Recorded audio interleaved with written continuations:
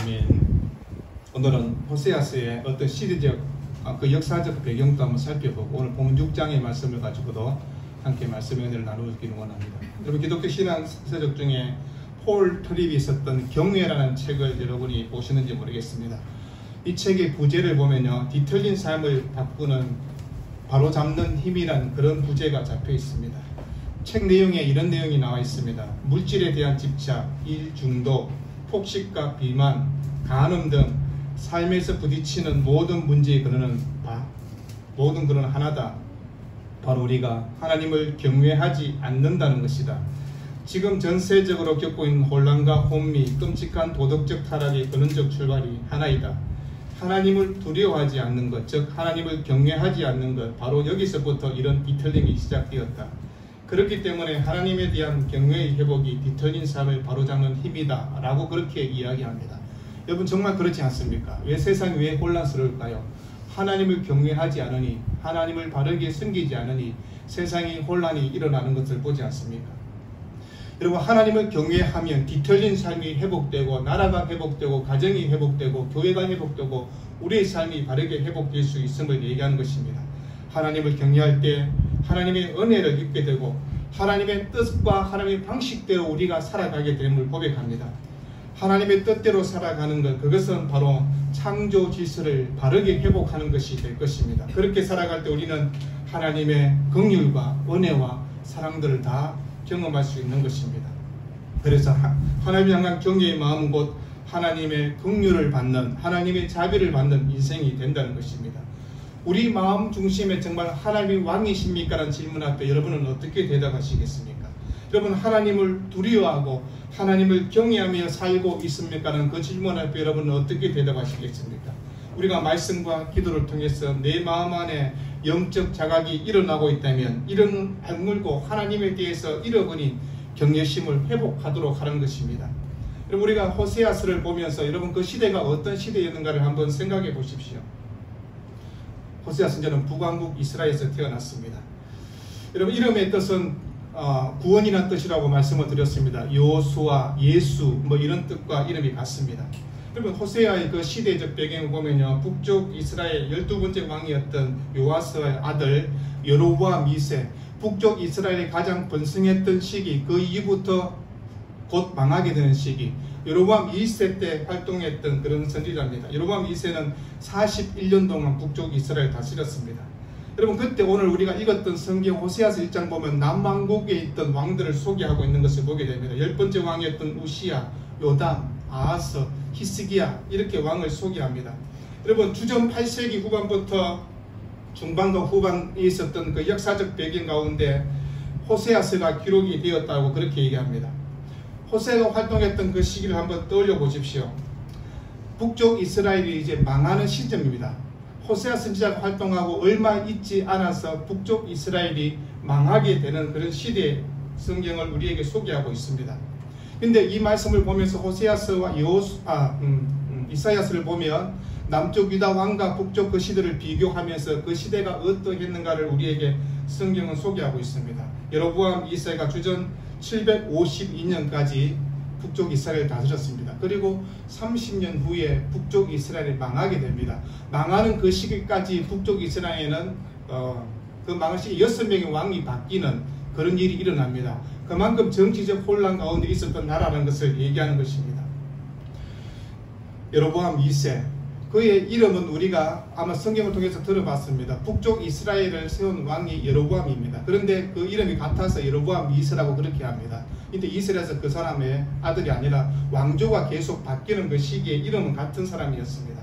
그리고 호세아 선지자가 활동하면서 북왕국 이스라엘이 망하는 그 모든 과정을 지켜보면서 여러분 이 말씀을 선하고 있는 것을 보지 않습니까? 호세아 시대에 북왕국이 완전히 망했는 것을 그가 보았는지 아니면 아닌지는 정확히는 알 수 없지만 망하는 시점들을 쭉 보며 지냈던 선지자였습니다. 여로보암 2세 시대는요, 많은 문제가 있었지만 그래도 경제적으로는 부유했고 또 군사적으로 안정된 그런 시기의 그런 나라였습니다. 그러는데 여로보암 2세가 죽고 그의 아들이 왕으로 됩니다. 그런데 그의 아들이 왕 되자마자 쿠데타가 일어나고 다른 사람이 왕으로 바뀌는 그런 혼란의 시기였습니다. 스가랴 여로보암 2세 아들입니다. 이름에 동명이인이 많이 있죠. 스가랴 선지자도 있는데 스가랴는 그 왕이 북쪽 이스라엘 왕입니다. 근데 왕이 되었다가 6개월 만에 살롬에게 그 왕자리가 바뀝니다. 그래서 살롬이 제6왕조가 됩니다. 주전 751년입니다. 근데 살롬 역시 한 달 만에 므나헴에게 왕자리를 바뀌게 됩니다. 므나헴은 제7왕조가 됩니다. 여러분, 약 한 10년간 므나헴이 북쪽 이스라엘을 다치면서 다른 사람들은 보통 6개월 한 달 안에 왕이 그 자리가 바뀌는데 그는 그래도 약 10년 가까이 왕을 하면서 얼마나 악한 왕이었는지 성경은 이렇게 소개하는 것을 보게 됩니다. 열왕기에서 보면요, 그가 이렇게 얘기합니다. 딥사를 쳐서 아이들을 벤 부녀들의 배를 갈랐다, 그런 성경이 나와 있습니다. 여러분, 성경에 이런 흉측한 내용이 왜 기록이 되었을까요? 므나헴에는 그 왕이 그만큼 악하였다는 것입니다. 열왕기에 한 15장 16절 보면 그때 므나헴이 다르사에 와서 딥사와 그 가운데 있는 모든 사람과 그 사방을 쳤으니 이는 그들이 성문을 열지 아니하였습니다. 그러므로 그들이 그곳을 치고 그 가운데 아이의 부녀를 갈랐더라. 아이된 부녀들의 배를 잘라서 그 아이들까지 죽였던 그런 악한 왕이었습니다. 여러분, 이만큼 이스라엘이, 북쪽 이스라엘은 악하고 하나님을 대적하고 정말 망할 수밖에 없는 길로 걸어가고 있음을 성경은 얘기하는 것입니다. 그런가 하면 열왕기하 15장 19절에 보면 아수르 왕 불이 와서 그 땅을 치려하며 므나헴이 언천 달란트를 불에게 주어서 그로 자기를 도와주게 하므로 나라를 자기 손에서 굳게 세우고자 하여 그랬습니다. 불이라는 사람은요, 아수르 왕 데글라벨레셋 3세입니다. 여러분, 아수르 왕이 북쪽 이스라엘 쳐들어오니까 그 적군 앞에 은 5천 달란트를 주면서 우리를 살려달라고 하는 그런 시기였습니다. 므나헴이 무슨 돈이 있었겠습니까? 그 앞전에 있었던 여로보암이 있을 때 그 나라가 안정되니 그래도 좀 경제적 이유가 있었던 것입니다. 그러니까 사람들에게 착취하고 강탈했던 은 50세기를 주는 그런 일들이, 조공을 바치는 일들이 일어났다라고 그렇게 얘기하는 것입니다. 북쪽 이스라엘이 부가 축적된 것 같지만 이미 기울어져 버린 시대의 그 나라에, 그런데 여로보암이 그리고 므나헴, 그런 악한 왕들을 성경은 소개하고 있으면서 망할 수밖에 없는 것을 얘기합니다. 므나헴이 죽자 그의 아들 버가히야가 왕이 됩니다. 그런데 2년 만에 그의 군대에 장가했던 베가라는 사람이 반란을 일으켜서 또 왕위 찬탈이 일어납니다. 그게 제8왕조입니다. 좀 베가가 쿠데타를 일으킨 이유는 므나헴이 친아수르 정책을 피는 것 때문에 거기에서 반대해서 쿠데타가 일어납니다. 북쪽 이스라엘은 계속 왕조가 바뀌지 않습니까? 남쪽 유다는 다윗의 후손으로 쭉 왕이 되는데 북쪽 이스라엘은 왕조가 계속 찬탈이 일어나고 그런 일들이 역사적으로 일어납니다. 쿠데타가 일어났다는 것은 그 나라가 안정이 안 됐다는 것입니다. 정치적, 경제적, 문화적 모든 것에서 다 뒤지는 그런 나라였음을 얘기하는 것입니다. 그럼 그런 가운데 그가 왕이 베가가 그 왕위 찬탈을 하고 난 다음에 반아수르 정책을 함께 하기 위해서 아람 왕을 찾아갑니다. 그때 아람 왕이라는 사람이 너신이라는 사람이었습니다. 아람 왕과 만나서 어떻게 합니까? 반아수르 동맹을 맺자, 그렇게 합니다. 그러면서 남쪽 유다 왕에게 얘기합니다. 우리가 이런 정책을 펼치니 너도 우리와 함께 하자라고 그렇게 얘기합니다. 그때 유다 왕이 아하스입니다. 그런데 아하스 왕은 그 동맹 맺는 것에서 거절하는 그런 일들이 일어납니다. 그러자 아람 왕하고 북쪽 이스라엘이 남쪽 유다를 침공하는 그런 일들이 일어납니다. 그게 수리아 에브라임 전쟁입니다. 수리아는 아람입니다. 에브라임은 북쪽 이스라엘을 얘기하는 것입니다. 그래서 아람하고 북쪽 이스라엘이 전쟁을 일으키고 남쪽 유다를 쳐들어옵니다. 그 남쪽 유다 입장에서는 북쪽 이스라엘하고 동맹군이 쳐들어오니까 자기 힘으로 그 전쟁을 막을 수 없으니까 아수르에게 도움을 청하는 일들이 일어나게 됩니다. 여러분, 아수르는 그렇지 않아도 호시탐탐 북쪽 이스라엘과 남쪽 유다를 계속해서 침략하려고 있는 탐에 곧바로 진격하게 되고 또 그런 일들이 일어나면서 북쪽 이스라엘의 많은 백성을 잡아서 아수르 끌고 가는 일들이 일어나게 됩니다. 그래서 북쪽 이스라엘 땅이었던 게데스, 하솔, 길르앗, 갈릴리, 납달리 이런 땅들이 북쪽 이스라엘 땅을 다른 나라가 다 함께 차지하는 일들이 일어나게 됩니다.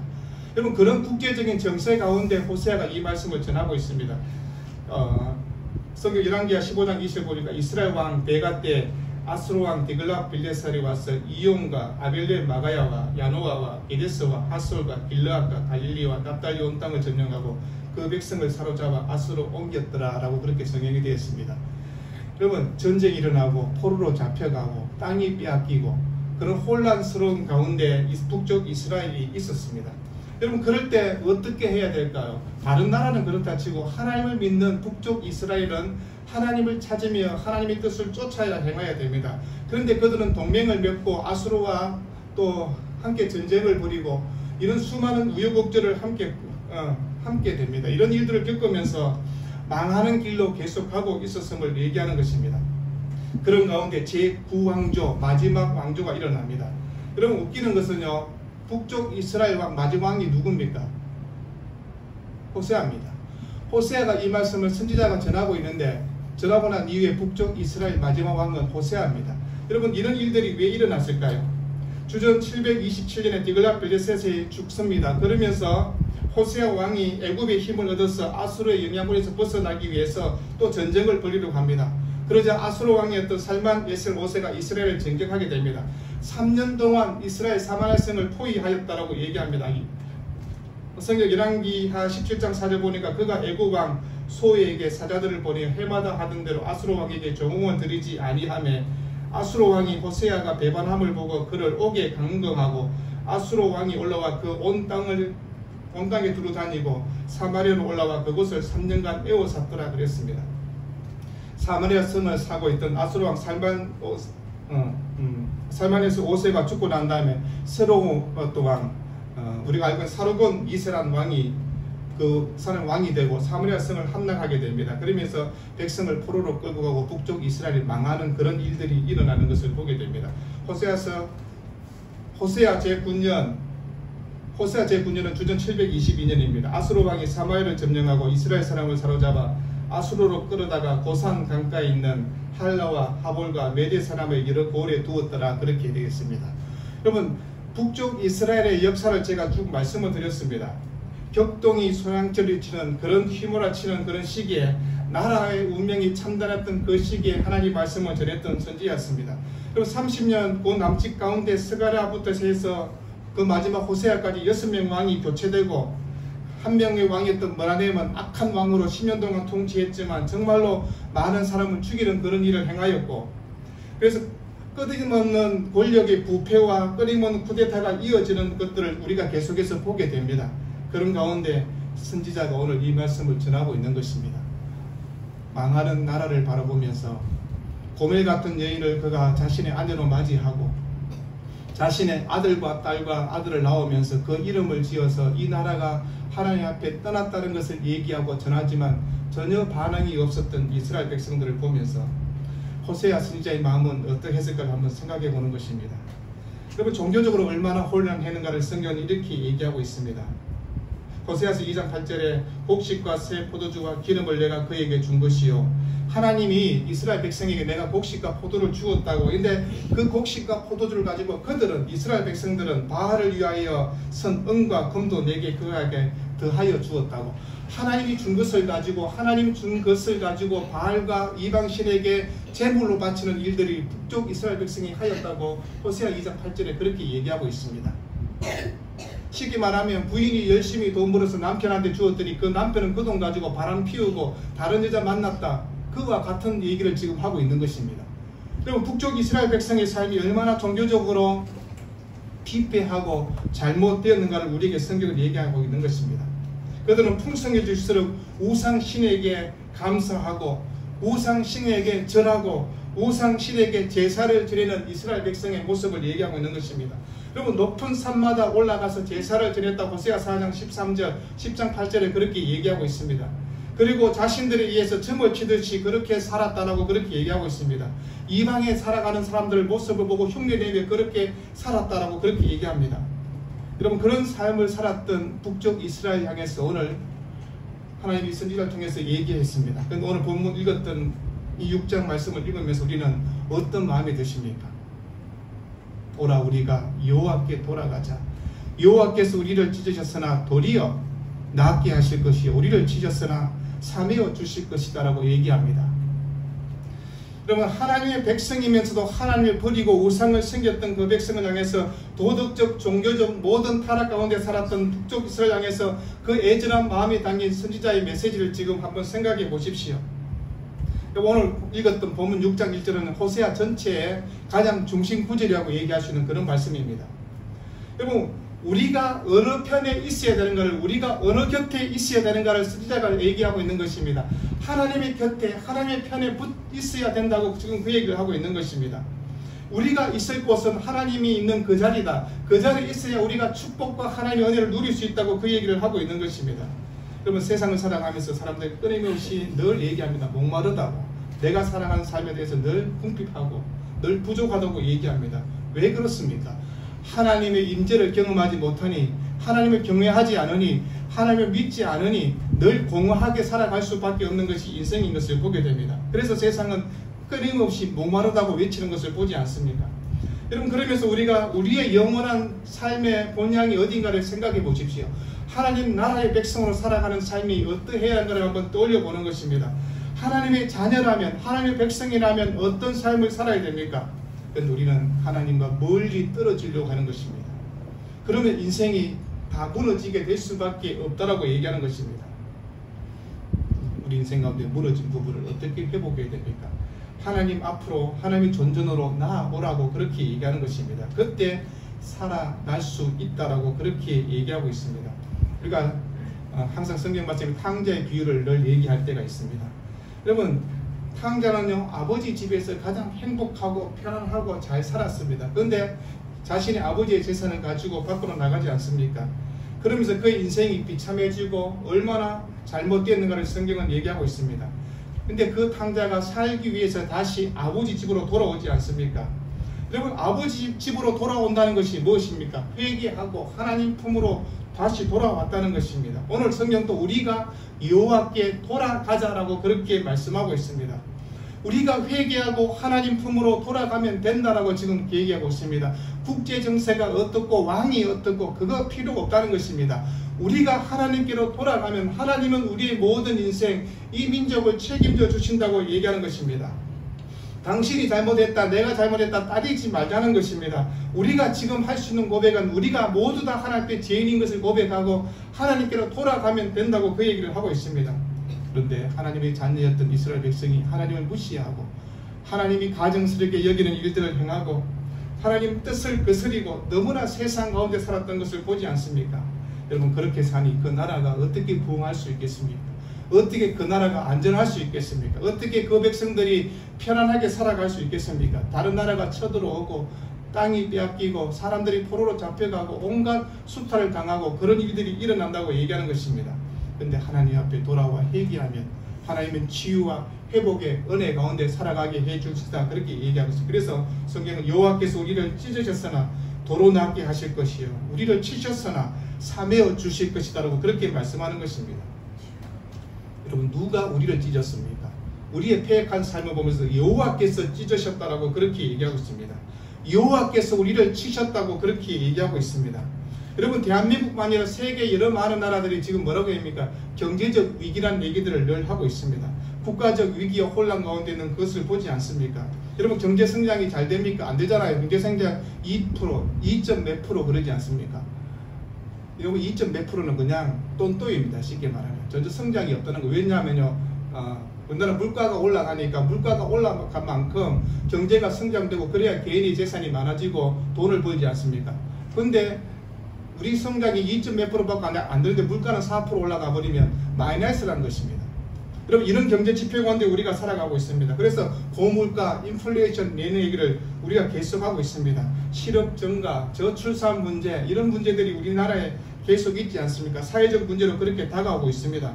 여러분, 그런데 이런 문제 어떻게 해결하면, 대통령이 유능하며 경제학자가 잘 나와서 조금은 도움은 될 것입니다. 그런데 우리가 하나님께 돌아가면 된다고 얘기하는 것입니다. 하나님의 섭리를 깨닫고 하나님의 주권을 인정하고 하나님 앞에 우리가 회개하고 돌이키면 하나님은 이 모든 것을 일으켜 세워주시겠다고 그렇게 약속하고 있는 것입니다.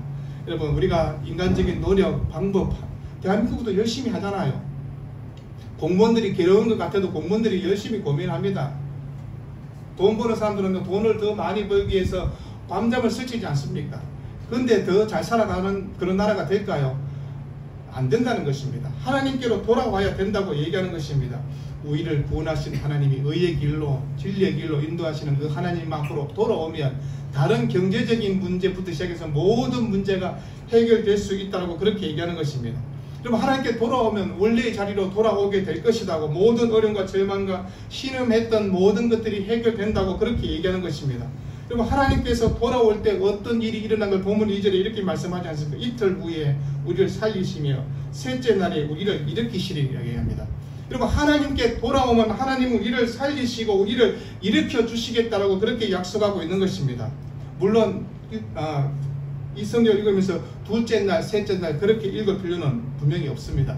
그러나 우리가 이 성경을 읽으면서 하나님께 돌아오면 어떤 역사가 일어나는 것을 가까운 시일 내에 하나님께서 우리 삶을 회복시켜 주신다고 말씀하고 있는 것입니다.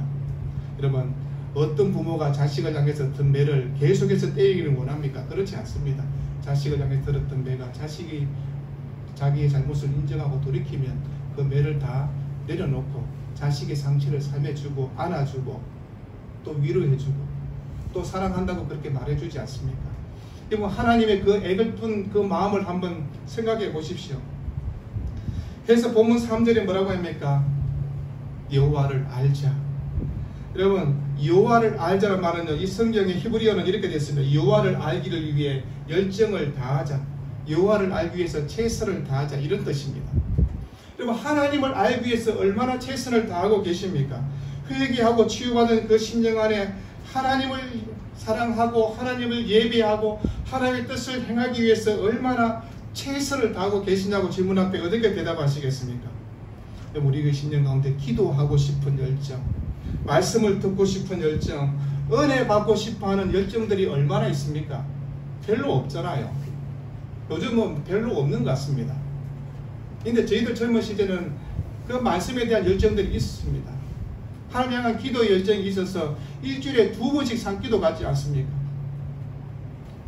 그래서 교인들이 야 이놈아 니 공부해야 되는데 맨날 산기도 가면 어떡하냐 그 정도로. 그래서 기도하면 하나님이 책임져 주실 거니까 우리는 기도하러 가랍니다. 기도 안 하면 가슴이 답답하니. 다른 교회에서 부흥회 한다 그러면 쫓아가지 않습니까? 그 말씀 듣기 위해서 가서 찬양하고 말씀 듣고. 여러분, 그런 사모하는 열정들이 우리에게 있었습니다. 그런데 지금 그런 게 있나요? 다른 교회 말씀 집회 한다고 갑니까? 저부터 안 갑니다. 목사님 우리 교회 말씀 집회하는데 한번 와보시죠. 이번에 오실 목사님 되게 좋은데요. 그런다. 그만 은혜 많이 받아라. 난 안 갈란다.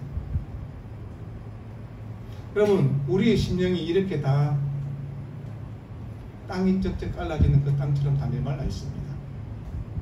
하나님에 대한 열정들이 없잖아요. 여러분, 그 열정을 가지고 서로 격려하고 위로하는 공동체가 되고 기도하는 공동체가 되고 예배를 사모하는 공동체가 되면 하나님께서 우리 교회를 살려주시고 이 민족을 살려주신다고 얘기하는 것입니다. 우리가 기도의 자리를 나아가고 영적인 그 자리에 나가서 더 열심히 주님을 사랑하고 섬기고 헌신하고 하나님을 예배하는 일에 더 힘쓰고 모이기를 힘쓰면 어떤 일이 일어날까요? 하나님이 가장 기뻐하실 것입니다. 우리가 자식을 키워보면서 느끼는 게 이 자식한테는 내가 내 이거 다 주어도 괜찮다는 그런 마음이 드는 자식이 있는가 하면 요 자식 봐라, 요놈 봐라, 요런 마음이 들 때가 있는 자식도 있습니다. 여러분, 하나님 앞에 하나님이 야, 내 너한테 더 주고 싶다.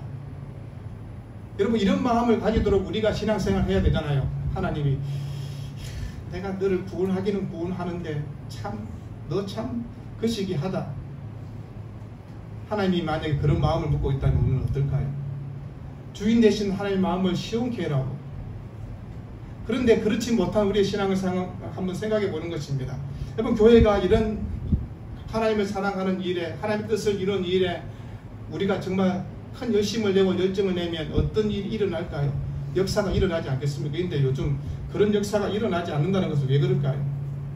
별로 관심이 없거든요. 내 신앙, 내 지키고. 교회는 나의 신앙에 대해서 간섭하지 마시고, 내가 교회에 오면 그냥 오는 거로 봐주시고, 안 오면 전화도 하지 마세요.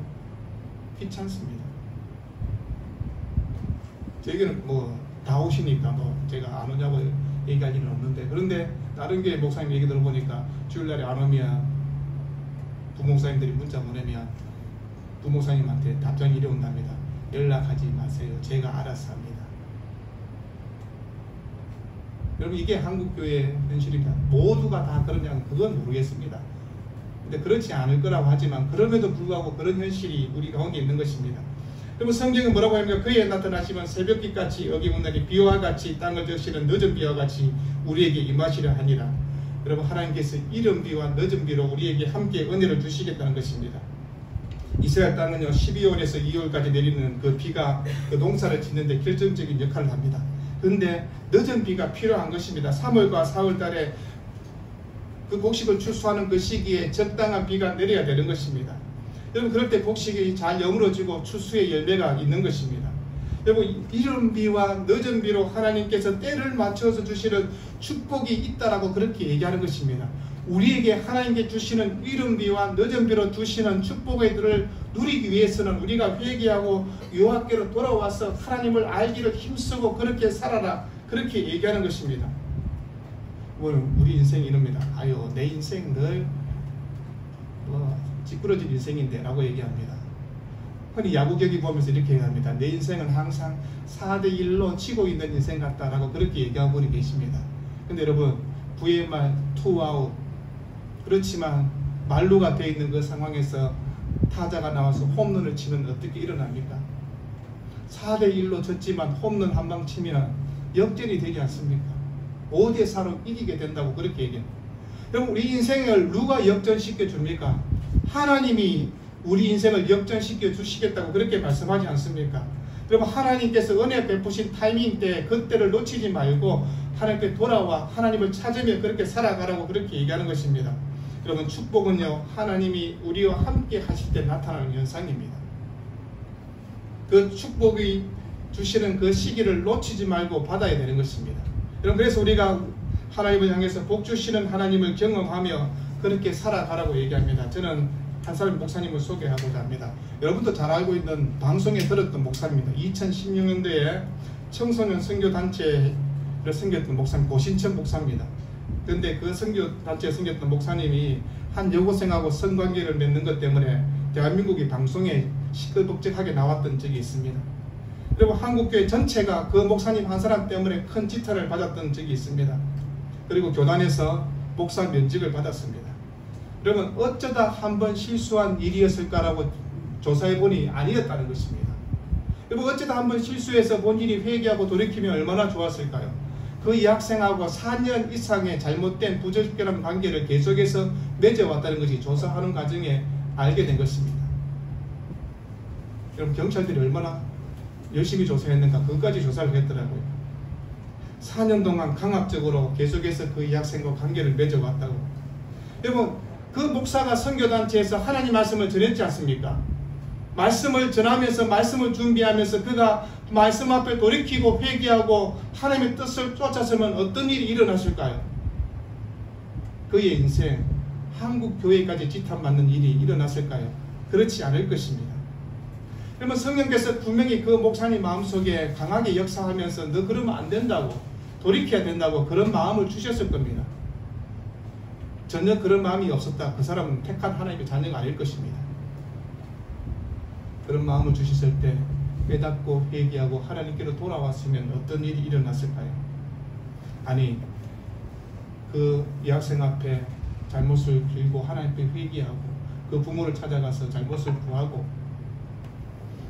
자기의 목사를 준 그 노예에 자기의 잘못을 인정하고 회개하고, 여러분, 그런 삶이 있어야 되는데 방송에 떠들 때까지 자기가 아니라고 그렇게 발뺌을 하고 그런 일들이 일어났습니다. 여러분, 양심이 굳어진 그 시민 가운데 하나님의 그 말씀을 전하는 자도 그런 엉뚱한 짓을 벌이는 것입니다. 여러분, 우리가 하나님 말씀 앞으로 돌아간다는 것이 무엇입니까? 양심이 어두워지고 말씀에 대한 분별력을 잃어버리면, 성령의 민감함이 없으면 이런 일이 일어납니다. 그게 오늘 읽었던 호세아서 그 백성들의 삶과 여러분 2016년에 있었던 한 목사의 사건과 별 다르지 않습니다. 그런 인생을 살아가는 우리를 향해서 하나님께서 오늘 뭐라고 얘기하십니까? 우리가 성경 호세아서를 묵상하면서요, 선지자들의 한결같은 외침이 무엇이었던가 한번 생각해 보십시오. 세상 가득한 불의와 대해서 하나님을 대적하며 하나님을 폐역했던 그 백성을 향해서 그것을 고발하면서 이 모든 문인이 여호와를 떠난 삶의 결과라고 그렇게 말하지 않습니까? 그래서 하나님께 돌아오라고, 하나님만 바라보라고, 하나님 앞에서 그러면 회복과 축복의 은혜가 있을 것이라고 그렇게 그 말씀을 전하고 있습니다. 그런데 그걸 들으려고 하지 않습니다. 여러분, 하나님 편으로 돌아와야 의의 길이 되고 순종의 길이 되고 축복의 길이 될 수 있습니다. 그런데 하나님이 허락한 그 길을 떠나버리면 북쪽 이스라엘 백성이 살았던 그 삶과 말씀을 저버리고 살아가는 악한 자들의 모습과 별 다르지 않게 살아갈 것입니다. 여러분, 한 주간 삶의 자리를 어떻게 살기를 원하십니까? 우리가 악한 죄를 저질렀습니까? 아닙니다. 남의 돈 10원 훔친 적도 없잖아요. 다른 사람의 물건을 훔친 적도 없습니다. 다른 사람 향해서 뒤에서 욕해본 적도 없잖아요. 마음속으로 욕은 해도. 여러분, 우리가 세상 죄를 보고 어떤 얘기하면 나쁜 짓 한 게 별로 없는 것 같습니다. 그런데 왜 성경 우리를 향해서 오늘 여호와께로 돌아오라고 얘기합니까? 하나님 중심이 아닌 것들을 다 버리고 하나님이 원하시는 방법으로, 방식으로 하나님 중심으로 살아가라고 그렇게 그 얘기를 하고 있는 것입니다. 대한민국이 어떻다고 얘기하지 마시고 내 신앙의 삶을 통해서 하나님, 나 때문에, 우리 때문에 대한민국이 복을 받는 세상이 되게 해달라고 기도해 보십시오. 하나님 앞에 한번 따져보십시오. 하나님, 우리 때문에 대한민국이 복을 받아야 되지 않겠습니까? 라고 얘기할 수 있어야 되지 않겠습니까? 근데 그 얘기 못 하잖아요. 입을 다물고. 예전에 안희숙 사모님이라는 분이 계십니다.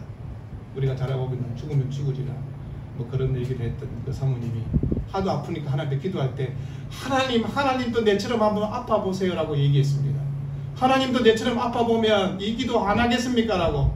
여러분, 하나님을 향해서 우리가 그런 마음의 어떤 기도의 자세를, 하나님, 제가 하나님의 의를 위해서 이렇게 살아가고 있습니다라고. 그런데 그럼에도 불구하고 우리가 다 죄인인 것을 다 알고 있습니다. 그럼에도 불구하고 그렇게 기도해 보라는 것입니다. 선지자가 호세아가 잘났어요? 아닙니다.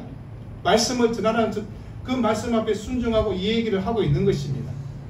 우리가 한 주간에 그런 믿음을 한번 떠올리며 그렇게 살아가는 복된 삶이 되기를 우리 주 이름으로 축원드립니다.